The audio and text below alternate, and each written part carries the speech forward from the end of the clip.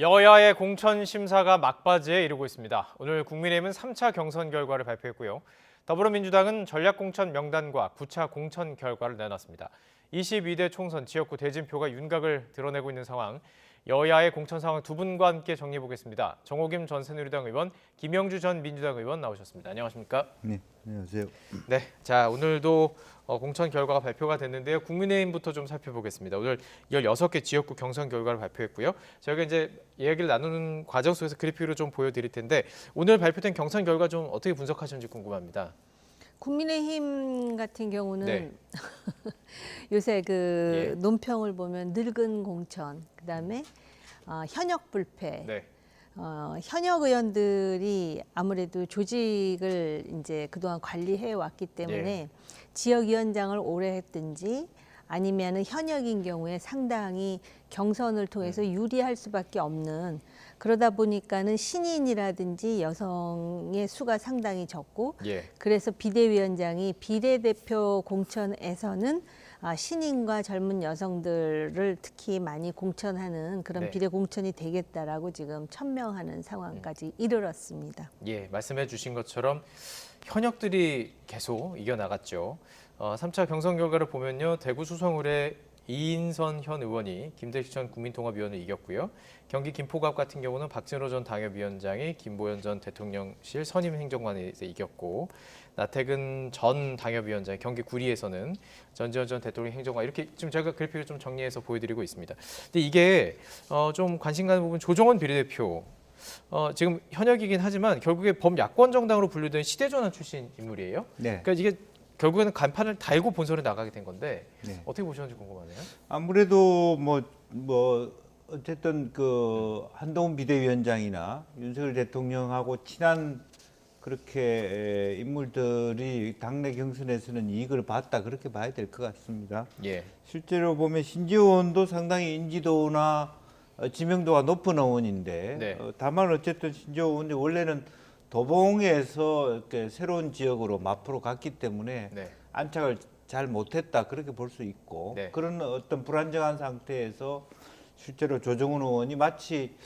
자기 옛날부터 그 당의 주인인 것처럼 들어간 지 얼마 안 돼서부터 이렇게 시대전환이라고 하는 민주당 계열의 어떤 비례 정당에서 국회의원이 되어놓고도 네. 마치 주인 행세를 그렇게 했어요. 그렇게 하다 보니까 그게 상당히 어떤 자연스럽게 녹아 들어갔고, 네. 또 그런 부분이 아마 한동훈 비대위 체제에 들어오면서 어드밴티지를 받았다, 그렇게 보여질 것 같습니다. 예, 그래서 제가 단정할 수는 없지만은요, 지금 조정훈 예. 이분은 지금 국민의힘 인재영입위원이고요. 네. 또 양천갑의 구자룡 변호사. 이번에 네. 그 후보는 비대위원이었지 않습니까? 그리고 지난번 그 당대표 경선 때도 보면 당원들에게 영향을 주는 것은 역시 당 지도부가 아닌가 싶어요. 그러다 보니까는 예. 실제로 신지호 의원 같은 경우는 상당히 인지도도 있지만 그 방송 출연도 많이 지역으로서는 하시고. 네. 굉장히 이제 그 처음 나가는 사람이지 않습니까? 네네. 그런 영향이 있나 싶을 정도로 현역에, 그리고 당 지도부와 이제 그 상당히 밀접한 그런 인사들이 공천에서 유리한 그런 입지를 점했다라고 생각합니다. 그렇군요. 이게 현역 그리고 당 지도부와 가까운 어떤 인물들의 새로운 어떤 정치 신예가 도전하는 것 자체가 굉장히 어려운가 봐요. 그러니까 뭐 이렇게 뭐 현역은 뭐 보좌관도 있고 뭐 정치 모금도 빨리 할 수 있고 뭐 이런 여러 가지 게 분명히 좀 차이가 있나 봐요. 아무래도 이제 예. 기존의 지역 세력들이 뭐 경선이라고 하는 것은 지역에서 그냥 인지도만 가지고 할 수 있는 싸움이 아닙니다. 네. 이제 그렇기 때문에 그 기존 세력들과 빨리 화합할 수 있는 그런 어드밴티지가 굉장히 중요하고요. 또 하나는 저는 솔직히 민주당 입장에서는 좀 얄미운 부분이 어떤 부분이냐면 지금 제3지대가 있고 이준석 대표가 있고 이런 네. 불안정한 상태에서는 예. 국민들과 유권자들이 안정감을 선택할 수 있다. 그러니까 역으로 보면 사실은 국민의힘의 전제의 공천은 네. 사실은 후퇴한 공천이거든요. 예, 예. 여성과 청년의 비중도 줄어들었고 예. 국회의원의 연령도 56세에서 59세로 더 올드한 예. 그런 부분인데 지금 상황 같았으면 야당은 야당대로 분열되고 여당 여당대로 분열되기 직전의 분위기라면 예. 국민들은 차라리 매우 이중적이거든요. 예. 안정감을 택한다는 면에서 네. 오히려 지금 이제 민주당이 손해보는 공천의 결과가 된다. 쉽게 얘기하면 보이기에는 조금 시대착오적으로 보이지만 네. 실제로 이기는 공천 쪽에 훨씬 가까운 선택이 되고 있다. 예. 본의 아니게. 예. 이제 그러다 보니까 실제로 보면 뭐 국민들한테 물어보면 국회의원들 잘 못하니까 교체해야 되겠다고 하지만 예. 막상 이번 특히 대통령실 용산에서 내려온 사람들은 네. 중량감이 매우 약해 보이는, 예. 심지어는 박민식 장관조차도 제대로 자리를 못 잡는 예. 그런 부분이 있기 때문에 차라리 그런 면이 국민의힘 현역들한테는 어드밴티지가 됐고 또 실질적으로 쌍특검 뭐 부결됐습니다만은 그런 어떤 영향이 끼쳐서 예. 알게 모르게는 현역들한테 다소 유리한 내부 정책도 나는 있었다 그런 생각이 듭니다. 그러다 보니까 이제 한동훈 비대위원장은 비례 공천에서 좀 그런 것들을 신경 쓰겠다라고 했는데 그러면 이 비례 공천에 사실 청와대 용산이죠, 용산. 용산에서 나온 어떤 행정관의 젊잖아요. 여성도 있고. 뭐 친윤계라고 불릴 수 있는 그런 사람들을 다 여기다 갖다 놓을 수도 있는 거 아닌가요? 그것도 어떻게 보세요? 그런데 이미 경선을 통해서 해가지고 낙오된 사람들을 비례대표로 다시 공천하는 것의 모양새가 좋지 않을 뿐만 아니라 요번에 그 용산에서도 말입니다. 행정관들은 거의 다 떨어졌어요. 그리고 이제 비서관 이상은 네. 예를 든다면 단수 공천을 해준다든지 예. 특히 측근 중에 측근이라고 하는 사람들은 정말 누가 봐도 아주 알짜배기 지역에 지금 공천이 돼 있는 안정적인 상황이죠. 곳. 예. 그렇기 때문에 그리고 이제 그 장관 중에서 이제 박민식 장관 같은 경우는 본인이 경선을 포기한 거예요. 그러자마자 뭐 다른 지역에 뭐 공천 얘기가 나오더니 지금 강서을 얘기가 나오더라고요. 예. 예. 그래서 본인이 그럴 의지가 있다라고 말했다고 한동훈 비대위원장이 지금 또 발표를 했거든요. 예. 예. 이런 상황에서 이제 비례대표의 여성은 말입니다. 어차피 13579는 여성 목이에요. 예. 그리고 이제 과연 그 남성으로 어떤 젊은 신인이 들어갈진 봐야 되는데 네. 그거 하나는 얘기할 수 있어요. 그러니까는 이번 공천에서 아직도 이제 볼멘 소리가 나오는 게 뭐 이철규 의원이 다 한 거 아니냐 뭐 이런 식의 얘기가 뭐 칭찬이든 아니면 불만이든 나오는데 네. 비례대표 공천을 보면은 한동훈 비대위원장이 진짜 당을 혼자 장악하고 있는 건지 아니면 그 안에 권력에 어떤 그 보이지 않는 그런 균형이 있는 것인지 예. 이걸 이제 비례대표로 판단할 수 있겠고요. 지역구를 보더라도 네. 대통령실을 그래도 상당 부분 지금 고려했다라는 걸 우리가 볼 수 있잖아요. 중요한 사람들이 다 들어간 그럼요. 느낌. 예.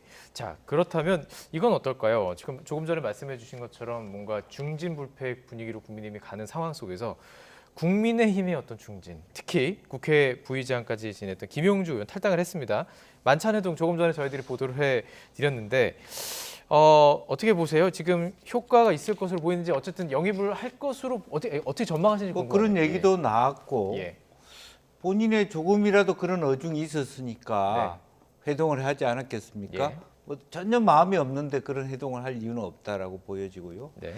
우리 뭐 유성의 누굽니까 이번에 민주당에서 국민의힘으로 이상민 갔던 의원. 이상민 의원의 이상민 경우도 뜸을 들여서 이렇게 몇 번 만나는 형태로 지내다가 갔죠. 네. 그래서 지금 같은 경우는 민주당이 너무너무 잘못한 거예요. 예. 그러니까 예를 들면 좀 용태를 바라더라도 예우를 갖춰서 네. 그래도 국회 부의장까지 하고 계시는 분인데 그렇게 이제 조용하게 뭐 이재명 대표가 직접 한다든지 아니면 예. 정성호 의원이 한다든지 그렇게 해도 마음이 좋지 않을 텐데 예. 실제적으로 전혀 뭐 김우영 씨 같은 뭐 더 민주혁신연대인가 뭐 하는 젊은 사람들이 굉장히 싸잡아서 좀 비판하듯이 그렇게 했기 때문에 네. 마음으로는 지금 뭐 어디라도 예. 만약 공천을 주겠다 우대하겠다라고 하면 갈 수밖에 없는 상황 아닌가.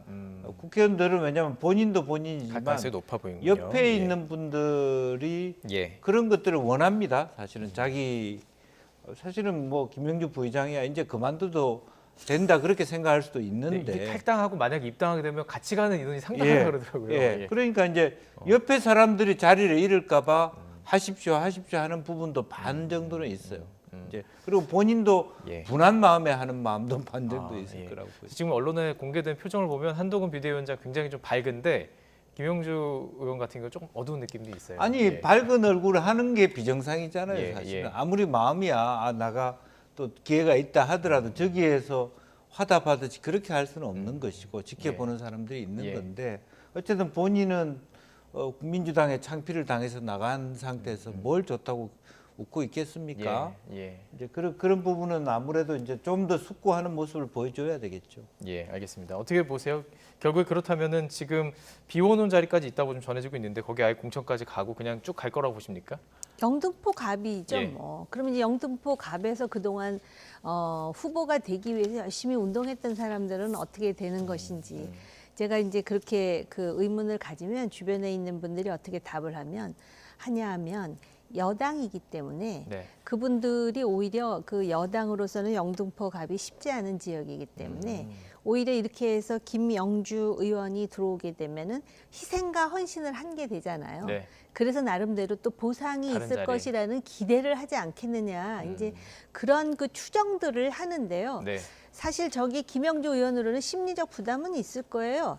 본인 자신이 뭐 SK 계열이다 그런 말도 나오고 또 어쨌든 당도 민주당도 그동안 배려를 해준 거 아닙니까? 본인도 민주당의 국회의원으로서 또 나름대로 이제 기여한 바가 있겠지만 네. 그래서 저걸 또 민주당 내에서는 굉장히 비판하는 사람들도 있는데 또 예. 지난 다음에 보니까 네. 2016년에 그 유사한 경우가 역으로 있었어요. 그러니까 당시에 그 보수 정당 새누리당에서 예. 진영 의원을 공천을 주지 않아서 민주당에서 공천을 받아서 용산에 민주당 후보가 국회의원이 되는 전례를 하나 만들기도 하지 않습니까? 네. 우리나라에서 저게 정치적으로 선진적인 일이냐 후진적인 일이냐를 논하고 싶지는 않지만 네. 그런 일이 없지는 않았다라는 말씀을 드릴 수 있을 것 같아요.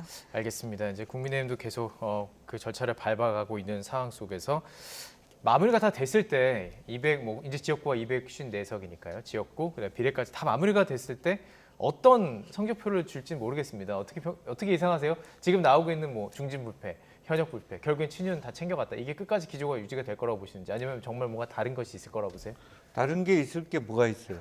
예, 저는 예. 오늘도 나온 예. 거 보니까 거의 안정되게 예. 뭐 대구 수성이라든지 부산 중령도 같은 경우는 뭐 기본적으로 국민의힘이 뭐 의석을 가질 수 있는 지역이 거의 다 됐고요. 그리고 또 김포나 지금 이제 뭐 구리 이런 지역 같은 경우는 상당히 이번에 수도권 편입으로 분위기를 많이 흔든 곳입니다. 네. 그렇기 때문에 거기서 출마하시는 분들이 아직까지 국민들이 보기에는 잘 인지도가 높지 않은 분이라 하더라도 예. 전체적으로 이것이 최종적으로는 뭐 김포나 구리가 서울에 편입될 가능성이 높지 않아 보이지만 어쨌든 국민의힘의 분위기가 지금 만만치 않기 때문에 예. 그런데 휩쓸려 들어가서 거기 나온 어떤 당협위원장 출신들이 당선 가능성이 높아지고 있는 건 사실이고 네. 뭐 그런 의미에서 남은 부분도 이제 뭐 거의 막바지에 가서는 상당히 어떤 뭐 불만이 많은 지역들을 한꺼번에 쏟아낼 가능성이 많다 그렇게 봅니다. 알겠습니다. 그래서 공천 내용들을 다 정리해서 마지막에 정말 이제 민주당 국민의힘에 대해서 어떤 국민의 한 사람으로서 또 평론가로서 잘 보는 필요도 좀 있을 것 같습니다. 자, 이제 민주당으로 좀 넘어가 보겠습니다. 오늘 전략 공천 지역을 비롯해서 9차 공천 심사 결과가 발표가 됐죠. 기조가 좀 달라졌나 모르겠습니다. 친명계와 지도부는 일단 대거 본선행을 확정지었어요. 이게 이제 소위 사후 약방문 같은 거죠. 이미 사고는 다 쳐버렸어요. 네. 그래서 지금 여론조사 해보면 다 나와요. 민주당하고 국민의힘하고 지금 여론조사 해보면 서울에서 표 차이가 많이 납니다. 그리고 전체적으로도 표 차이가 나는 이유는 바로 공천 파동 때문에 그래요. 네. 명문 정당은커녕 지금 문명 충돌을 일으키는 상황까지 오니까 예. 뒷수습을 하기 위해서 이제 늦게나마 친명 중에 일부를 지금 이제 컷오프를 시킨다든지 예. 아니면은 누가 봐도 친문인 사람을 단수 공천도 시키고 경선의 기회도 주고 막 이렇게 하거든요. 지금 딱 그래픽이 나가고 있네요. 네, 예. 임종석 전 실장의 컷오프 이후에 분명히 사태가 악화됐다라는 것까지는 깨닫고 여러 가지 지금 그 소위 뒷북을 치고 있는데 예. 그런데 과연 이것이 총선의 수습책이 될 수 있을지는 모르겠어요. 물론 네. 이제 이렇게 하더라도 한 달이나 남았기 때문에 그동안 열심히 윤석열 정부 심판론을 제기하면 된다라고 생각할지 모르지만 예. 그러기에는 이재명 방식의 공천이라는 것이 너무나 사천화된 공천이라는 인식을 특히 중도 무당층에게 주고 있기 때문에 네. 이거 때문에 이제 그 소위 의문의 1승을 한 사람도 있고 의문의 1패를 당한 사람도 있는데 그런데다 이제 여전사라고 하는 사람들 대체적으로 양재에다가 이제 갖다가 공천을 시키거나 물론 아니면 경선을 경선을 치르는 시키는데 이현주 의원도 있습니다만. 이현주 예. 의원 같은 경우는 이제 두 가지 해석이 다 가능한 케이스이기도 네. 하고요. 그런데 지금 이거 자체가 좀 늦었어요. 왜냐하면 4년 전을 생각해 보면 지금부터 이미 이제 마음이 결정이 거의 돼요. 유권자들이. 네. 그래서 요걸 되돌리기가 쉽지 않은 상황에서 지금 민주당의 지지가 현격히 떨어지고 특히 호남 지역에서의 여론이 예. 급속히 나빠지고 있다라는 점은 민주당으로서는 굉장히 불안한 요소가 아닐까 예. 싶어요. 이번 선거 참 독특한 점이 많은 그 전문가들이 분석하기를 보통 선거 한 90일 전부터 사실은 어느 정도 대세가 정해진다고 하는데 지금은 정말 확확 바뀐다 그러더라고요. 제가 계속 좀 질문 드리면은 오늘 말씀하신 그 부분에서 빠진 것들은 이제 당내 올드보이 도전이 성사가 됐어요. 박지원 전 국정원장, 정동연 전 통일부 장관 각각 경선이 결정되는데 이거 어떻게 보셨어요?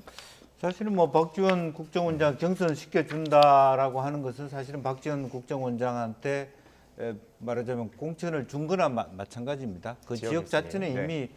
이미 거의 한 70% 80% 가까이 박지원 원장이 원래 목표가 아닌 다른 지역에 나갔음에도 불구하고 뭐 지지를 갖고 있기 때문에 예. 매우 형식적이고 사실은 최근에는 박지원 국정원장 스스로도 좀 불안감을 느꼈어요. 왜냐하면 지금 공천 파동 때문에 올드보이들까지 영향력이 미칠까 봐 걱정을 많이 했는데 네. 박지원 국장을 붙여줬다라고 하는 부분이 있고 그만큼 이제 그 이재명 대표는 호남에 대해서 걱정을 많이 한다고 보여지고요. 예. 정동영 전 의장에 대해서는 사실은 그 이재명 대표가 정동영계거든요. 그렇기 때문에 예, 사실은 또 그 지역에서 정동영 의원은 천정배 전 의원하고 달리 천정배 의원은 너무 지지율이 안 나와서 스스로 드롭을 한 반면에 정동영 의원은 지지율이 나오고 있단 말입니다. 예. 그래서 이번에 그렇게 공천을 붙여주면 정동영 의원이 될 가능성이 있습니다. 네. 그럼 오히려 이제 박지원, 정동영 이 두 분은 소위 문재인 이해찬을 대체하는 이재명 대표의 어떤 병풍 노릇, 고문 노릇을 할 수 있는 그런 사람이다. 그렇게 볼 수 있겠습니다. 예. 또 조금 전에 이제 이현주 전 의원의 그 용인정 얘기를 해봤으니까요. 추미애 전 장관은 서울이 아닙니다. 경기 하남갑인데 민주당 얘기는 여기를 험지로 분류했다는 거예요. 이 판단 어떻게 보십니까? 그 하남갑에다가 단수 공천을 주면서 네. 민주당의 전략 공감위원장이 하는 말이 절대로 유리한 지역이라고는 절대로 말할 수 없는 지역이다. 그 표현이 참 흥미롭다고 생각을 했어요. 왜냐하면은 이 지역을 보니까 지난 대선에도 0.5% 이기는 하나 이재명 후보가 앞서 있던 지역이고 약간 구도심 같은 지역이기 때문에 예. 아직까지도 민주당이 유리하다고 하는 지역이고 네. 또 오늘 언론의 기사를 보니까는 특히 이 3명의 언필칭 여전사에 대해서 도대체 뭐 어떤 부분이 여전사인지는 모르겠으나 네. 이 굉장히 공을 들이고 있대요, 당대표가. 그래서 이 사람들이 국회에 입성해야 본인을 방탄해 줄 수 있는 그런 가림막으로서의 역할을 충실히 해낼 수 있다라고 생각하는 것인지 예. 그렇기 때문에 지금 그 하남갑의 경우에는 예. 친문계라고 할 수 있는 문재인 대통령의 마지막 여성 대변인도 출마를 신청을 한 걸로 알고 있는데 예. 그대로 컷오프를 시키고 단수 공천을 시키지 않았습니까? 그러면서 처음에는 이 여전사 셋은 험지에 가서 진짜 이 여전사로서의 뭐 능력을 발휘할 것처럼 하더니 전부 햇볕이 드는 양지에다가 해주고 이제는 좀 민망하니까 그렇다고 그렇게 양지라고 할 수 없는 절대로 유리한 지역이 아니라 그러지만 민주당 안에서는 예. 굉장히 지금 그것 때문에 불평이 더 늘고 있고요. 예. 잠깐 그 박지원 의원님에 대해서 얘기를 하자면 예. 조금 전에 제가 국민의힘에 대해서 일각에서 늙은 공천이라고 한다 이렇게 얘기를 했는데 그 늙은 공천이라는 표현 자체가 무색할 만큼의 80대의 노장 박지원 후보가 요번에 경선에서 당선된다면 예. 과연 이재명 대표가 말한 떡잎은 가고 새순이여 오라라는 그 표현이 예. 정말 그러면 누가 떡잎이고 누가 새순이며 그리고 지금 가만히 보면은 이 국민의 공천 국민의힘 공천이라는 거 진짜 뭐 감동도 없고 불만도 없고 이런 공천을 떠받쳐주는 사람이 누구인가? 예. 바로 이재명 대표인 것 같다라는 예. 느낌이 들어요. 자, 그렇다면 변수가 뭐 많이 있을 수 있지만 그 중에서도 가장 뭐 언론과 많은 사람들이 관심을 갖는 그 변수는 임종석 전 비서실장의 움직임입니다. 계속 뭐 최후 통첩도 보냈고 계속 선거운동도 하는 상황도 있고 뭐 일각에서는 그런 얘기 나오더라고요. 경선에라도 좀 들어갈 수 있게 해줘야 되는 거 아니냐 좀 그런 얘기도 나오는 것 같던데요. 어떻게 좀 변화가 있을 것으로 보세요? 변화는 없겠죠. 없을 돌아갈 길이 없을 겁니다. 네. 그런데 이제 그 임종석 그 실장이 당 밖으로 함부로 나가려고 하지는 않을 겁니다. 네. 그리고 홍영표 의원이나 이런 분들과 함께 네. 암중모색을 해서 예. 어쨌든 당 밖을 나가더라도 옛날에 어떤 친박연대처럼 네.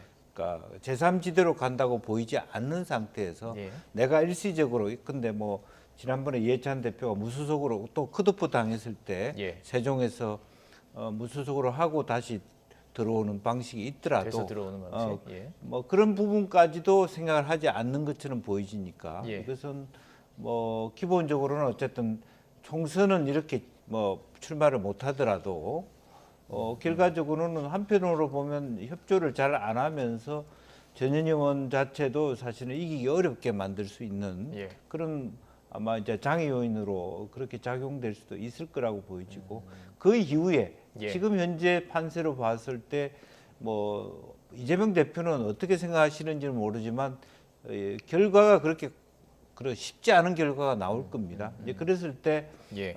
다음 이제 8월 전당대에 들어갔을 때 예. 지금 전해철 의원이라든지 임종석 예. 의원이랑 힘을 합쳐서 네. 다시 어떤 당권에 장권을 대한, 장악하기 위한 뭐 그런 노력을 하지 않을까 그렇게 보여집니다.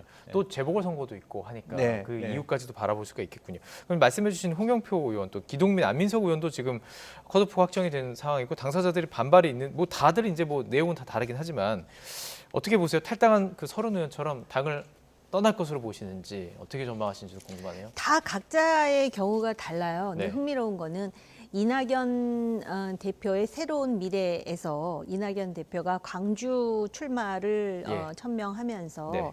오히려 그 임종석 전 실장 등 호남의 어떤 그 지역 연고를 둔 요번에 컷오프된 사람들을 어떻게 해서든지 유인해가지고 네. 이 사람들이 호남에서 출마해서 새로운 집안을 만들려고 하는 그러한 시도를 하는 것 같은데 이미 김영주 의원 말씀하셨지만 임종석 실장은 지금 본인이 굉장히 괴로운 상황인데요. 이거를 뒤집어서 역발상으로 해보면은 이재명 대표가 임종석 실장을 이재명의 대항마로 지금 키워준 상황이에요. 예. 그러다 보니까 4달 이후에 당대표 경선에도 나갈 수 있고 지금은 어찌됐든 여러 가지 선택지로 볼 때 안 나가는 게 유리할 수도 있다라는 고려까지 하는 상황이 돼버렸습니다. 예. 그리고 요번에 이렇게 공천 파동 때문에 만약에 151석은커녕 민주당이 상당히 그 많은 의석을 잃게 되잖아요. 그러면 예. 이재명 책임론은 불가피합니다. 네. 그렇다면 카운터 엘리트로서 나설 수 있는 대항마 하면 민주당 내에는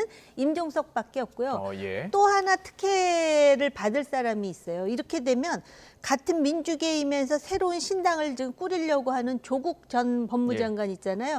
거기도 의회의 승자로 다시 부각될 수 있는 가능성. 그러니까 이재명 대표가 예. 뭐 본인의 방탄 때문인지 아니면 1인 권력 구조 때문인지 아니면 경선 대선을 생각해서 뭐 여러 가지 포석 때문에 지금 이런 그런 사다를 만들었는지는 모르지만 예. 오히려 더 큰 도전이 기다릴 수도 있어요. 그래서 임종석 실장으로서는 오히려 이게 굉장한 기회가 될 수 있다라는 생각하에 예. 상당히 신중할 거예요. 그래서 나가지 않을 수 있다라는 생각은 바로 그 신중함에서 올 수 있는 결론 중에 하나죠. 아, 각 의원들이 처해 있는 상황도 다르고 바라보는 시선도 좀 다를 수밖에 없는 상황이군요.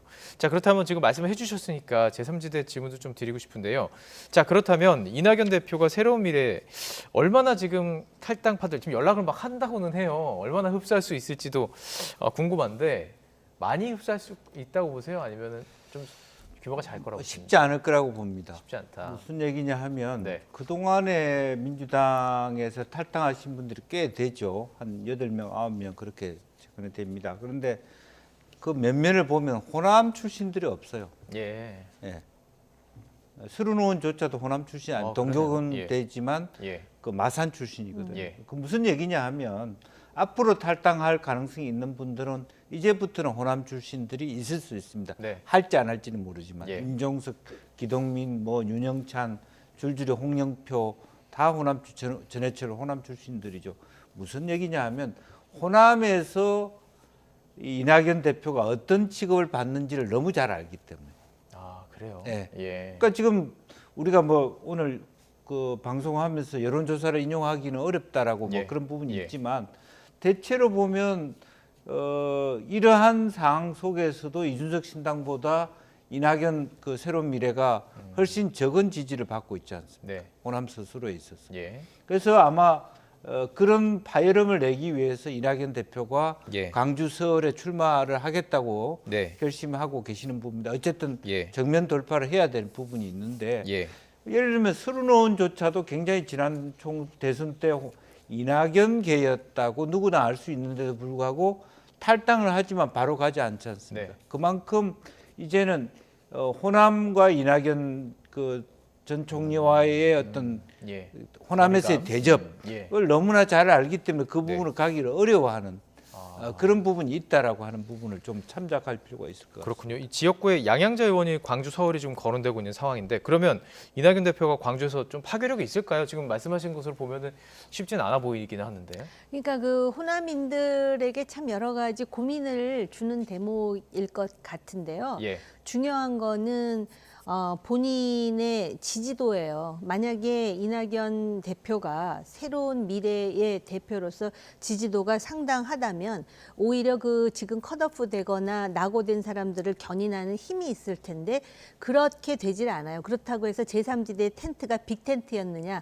그것도 아니잖아요. 지금 그런 상황에서 지금 제3지대가 그 고전을 면치 못하는 상황이에요. 그거는 지금 개혁신당도 예외가 아니거든요. 그만큼 예. 우리나라 사람들이 굉장히 양당 체제, 흑 아니면 백이지 중간지대에 대해서 익숙하지 않은 네. 그런 인식 구조나 가치 체계도 좀 영향을 미치는 것 같다라는 느낌이 들고요. 또 예. 애초에 제3지대를 만들려고 했으면 자기 희생과 헌신을 먼저 보여줬어야 되는데 그렇지 못해요. 뒤늦은 얘기긴 하지만 예. 그러다 보니까는 아직까지는 제3지대가 이렇게 모멘텀을 찾기는 어려운 것 같고 30일, 40일 그 정도 남았다라는 예, 게 맞습니다. 시간이 예. 점점 줄어든다는 게 참 예. 그렇습니다. 예, 조금 전에 말씀을 해주셨던 조국혁신당, 자 당명 확정을 지었죠.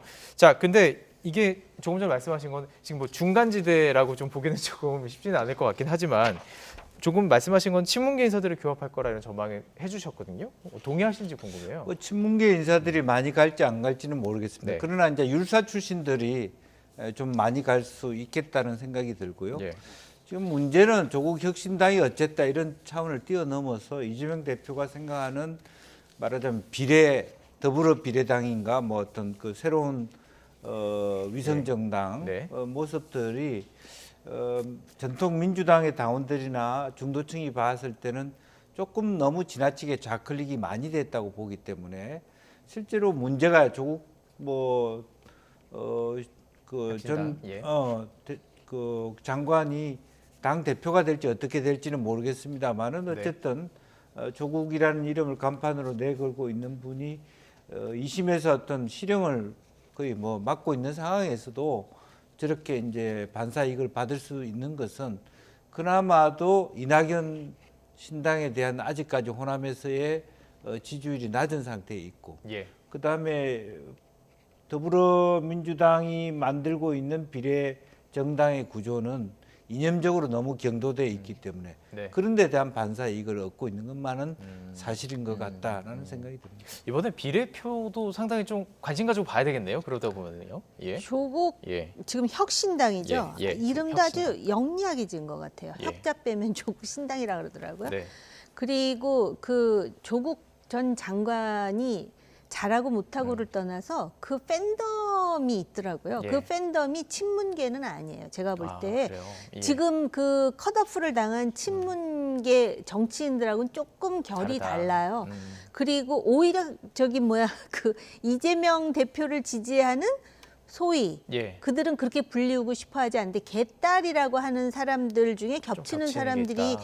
있으리라고 보여지고요. 예. 조국 장관이 그걸 정확히 알고 있더라고요. 그러니까 사실은 우리나라의 제3당은 예. 중도 무당층을 견인하는 제3당이라야 되는데 그게 아니라 민주당에서 조금 더 왼쪽에 가 있는 사람들을 지금 흡인하고 있으면서 예. 어떤 기대감을 주냐면 예. 선거가 끝나면 민주당과 우리는 거의 시스터 아니면 브라더예요. 뭐 이런 식의 그 의미 부여를 하면서 네. 그래서 비례대표 꽤 받을 수 있다고 보는 관측이 많아요. 비례표가 어떻게 될지도 상당히 좀 관심이 가는 이번 선거는 여러 측면에서 빨라진 어떤 세태를 반영하는 것인지 모르겠지만 여러 가지가 좀 이례적인 어떤 구조이기 때문에 그 결과를 좀 관심 가지고 또 지켜보고요. 나중에 결과 나왔을 때도 또 같이 두 분과 함께 분석을 해보겠습니다. 정호김 전 새누리당 의원, 김영주 전 민주당 의원 두 분과 함께 분석해봤습니다. 고맙습니다.